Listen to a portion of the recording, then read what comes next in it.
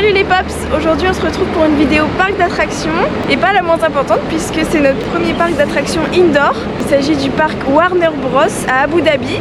Plus précisément on est sur l'île de Yas Island sur lequel vous allez retrouver Ferrari Land, SeaWorld et aussi un mall, le Yas Mall, un centre commercial. Au mois de novembre il fait à peu près 30 degrés là à 11h. Mais bon peu importe puisque c'est un parc indoor. Oh mais faut y arriver! Donc on a acheté nos billets hier sur internet, sur nos téléphones, en ligne. On est venu ici en bus depuis The Palm, puisque ce réseau de parcs d'attractions propose des bus sous le long de Yas Express. Donc voilà, depuis Dubaï, depuis The Palm, depuis un petit peu partout aux Émirats. C'était gratuit et puis bah on était tout seul dans le bus, donc pas mal. Let's go, c'est parti!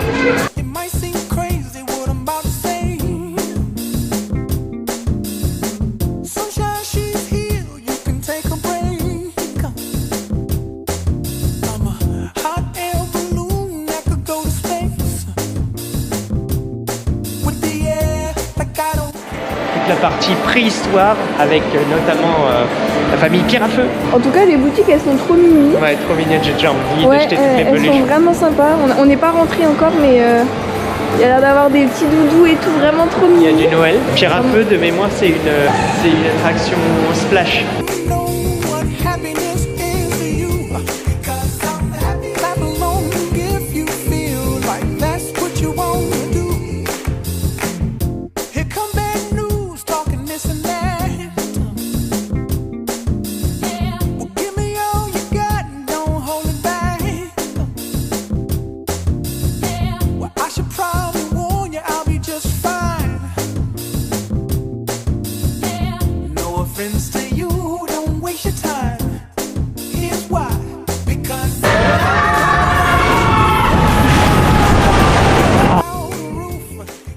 Du land Bedrock et du splash des Pierres à Feu, c'était mignon, il y avait qu'une descente mais par contre l'animation était très jolie, toutes les figurines et les couleurs très sympas. Et là on arrive dans le canyon de Bip Bip et du Coyote, ça a l'air trop joli.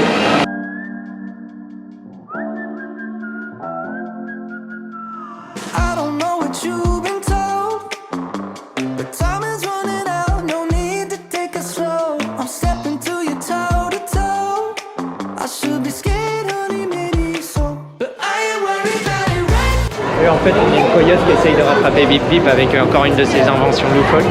J'essaie de rassurer Pierre-Olivier, mais franchement, ça a l'air d'être un train de la mine version Osiris, quoi. Mais juste à les pieds dans le vide. C'est ça qui est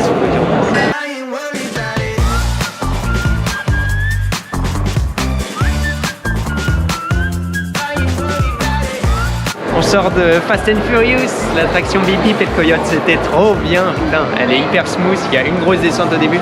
Le seul défaut c'est qu'elle dure vraiment pas longtemps, c'est 25-30 secondes. Ça c'est le genre d'attraction avec le fast pass, on va la refaire plusieurs fois dans la journée.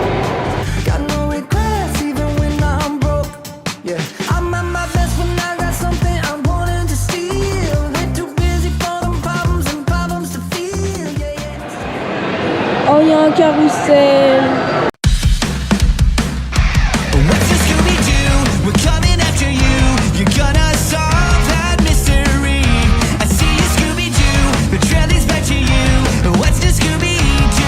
Scooby-Doo!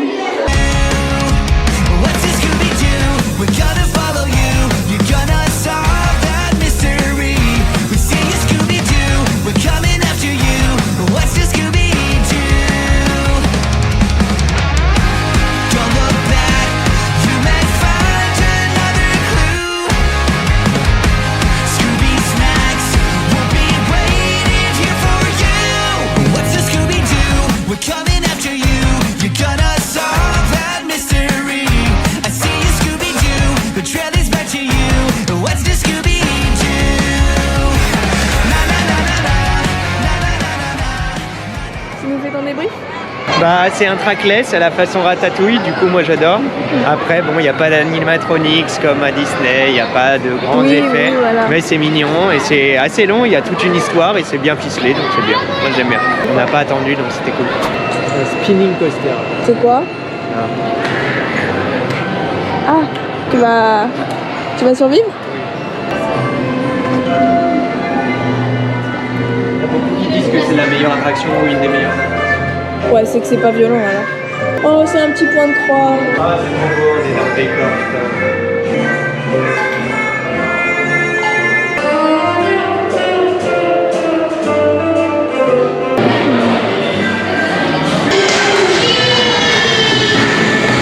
On est sorti du spinning coaster Tom et Jerry.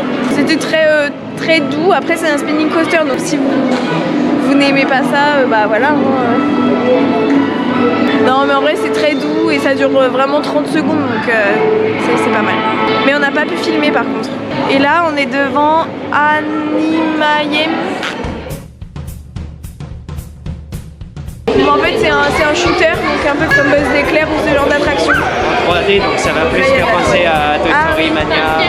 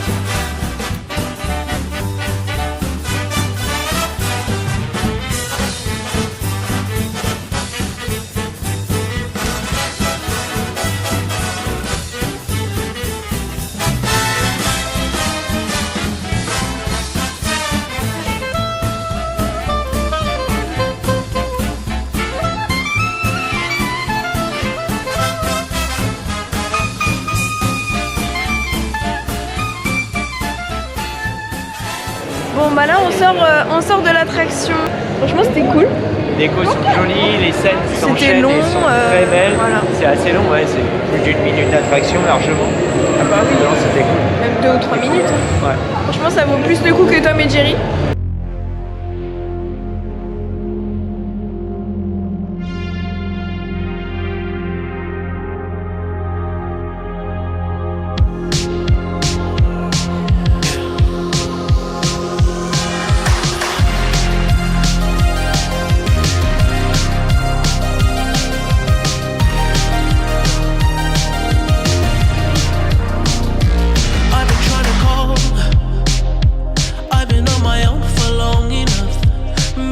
Show me how to love. Maybe I'm going through a drought. You don't even have to do too much. Le plan d'attaque, si on attaque par là, on les contourne et bam. Ok. I look around, since city's cold and empty. No one's around to judge me. I can see clearly when you're gone.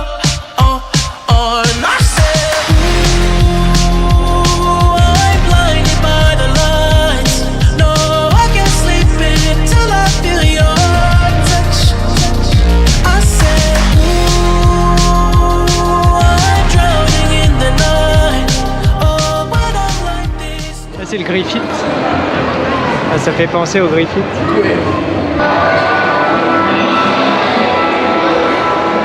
C'est beau le ciel, regarde. C'est 1953 il est mort.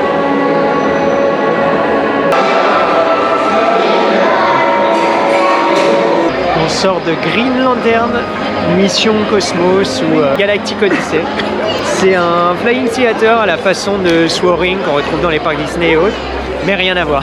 C'est-à-dire que vous avez les mêmes positions, c'est le même principe avec un écran et puis une rangée de sièges qui bouge. On se met au-dessus d'un grand écran 360 presque. Ouais, mais alors rien à voir là, c'est vraiment des sensations 100 fois plus décuplées parce que là c'est vraiment une aventure.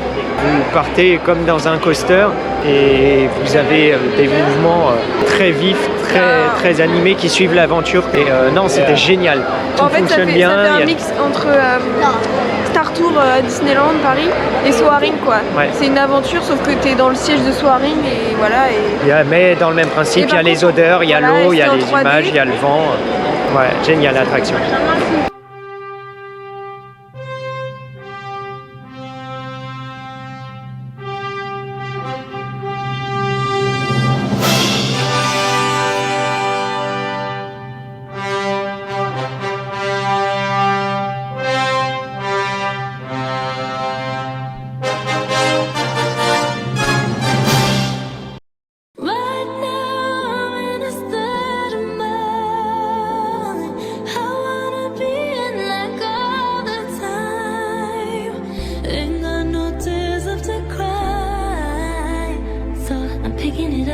picking it up. I'm loving, I'm living, I'm picking it up. I'm picking it up, picking it up. I'm loving, I'm living, I'm picking it up. I'm picking it up, yeah, picking it up. I'm loving, I'm living, so we turn it up. Yeah, we turning it up. Ain't got no tears in my body. I ran out. Bon bah là on a enchaîné quelques attractions. J'ai fait la Justice League. En fait c'est un mélange entre un Star Tour et un Dark Ride. Donc ça fait un Dark Ride mais avec des écrans, des passages en 3D, etc. C'était très sympa. Et ensuite on a fait tous les deux Superman. En fait c'est simplement un écran 360 en 3D. Vous êtes sur une plateforme. Vous êtes debout et voilà, vous regardez le film en 3D. Il y a des vibrations au sol, mais c'est assez soft. Et là, on retourne sur Gotham City pour aller faire le Dark Ride de Batman. C'est pas un Dark Ride, c'est un coaster. Coaster plutôt à sensation.